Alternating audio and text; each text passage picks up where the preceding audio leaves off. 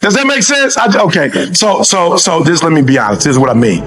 You go to jail, you made some bad decisions. If they decide they don't want to feed you, they don't have to feed you and can't let nobody do about it. If they decide they want to put you in isolation, they can put you in isolation and your mama can't do nothing about it. You made a decision that was a bad decision, and now other people get to treat you badly because you treat yourself badly. I'm just being real with you. That's what happens. I need you to be clear. When you don't take care of yourself, you teach other people how or not to take care of you.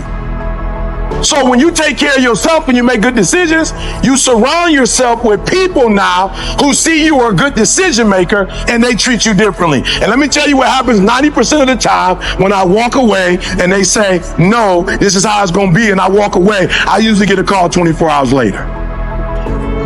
Mr. Thomas, about the picture taking. It says, we thought it through and it's not necessary. You just speak. Does that make sense? Does that make sense? All right, so number 2, we're gonna choose our friends wisely. We're gonna do what? Choose our friends wisely. Now listen to me. I'm gonna say a name. Raise your hand if you ever heard of it before. Usain Bolt. You ever heard of that name before? Good. What team does he run for? Jamaica. Let me say this to you guys, and I mean this with all my heart. I grew up, I'm a 70s kid. I grew up in the 80s watching FloJo, Carl Lewis, Michael Johnson. Can I be honest with y'all? You couldn't beat the U.S. Olympic team. You couldn't beat us. This guy named Usain Bolt came out of nowhere. He started beating our best players. He beat our best runners, y'all. He was winning the gold. He was so sweet. He would beat them and be looking at him while he was running.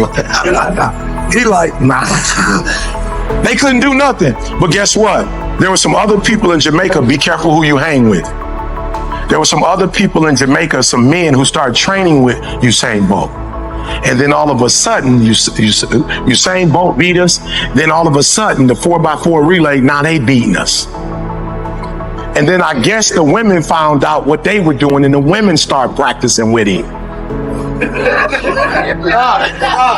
in the last Olympics, the women's team won gold, silver, and bronze. Our best runner, they blew out the water. Why? Because they all started training with him. Be careful who you train with. You train with a gold medalist, you become a gold medalist. You train with silver, you become silver. You train with bronze, you become bronze. You start training with people who do not qualify, you no longer qualify.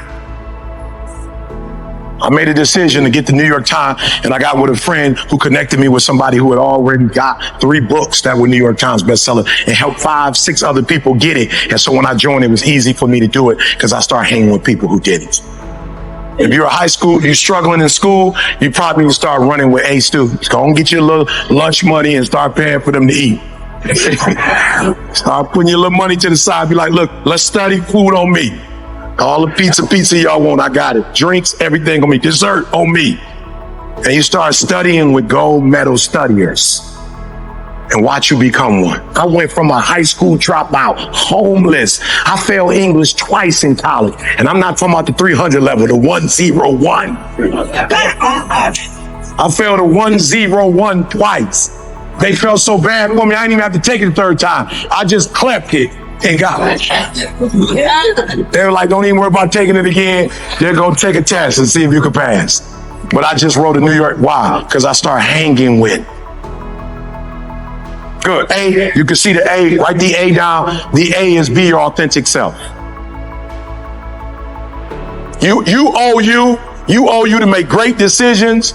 You owe you to choose your friends wisely. You owe you to pick people who going somewhere with their life. You owe you.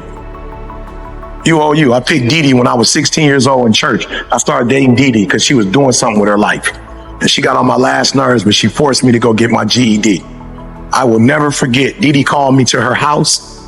She said, my mom is gone. Can you come over? I was like, no doubt. No doubt. You know what I'm saying? What? Got on my bike. You know what I'm saying? 3-mile ride.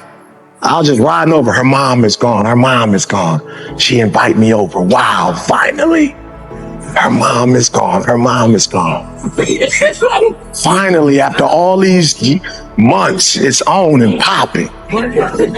I get to the house and she comes outside. I'm like, oh, what you coming out for? I thought you said your mom was gone. She says she is, but we need to talk first. I was like, talk about what? She's like, I gotta ask you a question first. And I was like, all right, what you gotta ask me? Hurry up. She says, do you love me? I said, love you? Yeah. Yeah, I love you. She's like, no, do you love me, love me? I said, yeah, I love you, love you. She said, all right, I want to show you something. I was like, yes. So she pulled a piece of paper out of her back pocket. I said, what? It was an acceptance letter to college. She said, I got accepted into college. And if you don't go get your GED and follow me to college, I'm breaking up with you. Let me just tell y'all something. I hate school. Never liked school, dropped out of school. But when she said that, I might be a little slow, but I ain't stupid. I went to night school, studied, and passed my GED and followed to college. We've been married almost 33 years. Listen to me very closely. Do me a huge favor. Stop picking cheerleaders for your friends and pick coaches.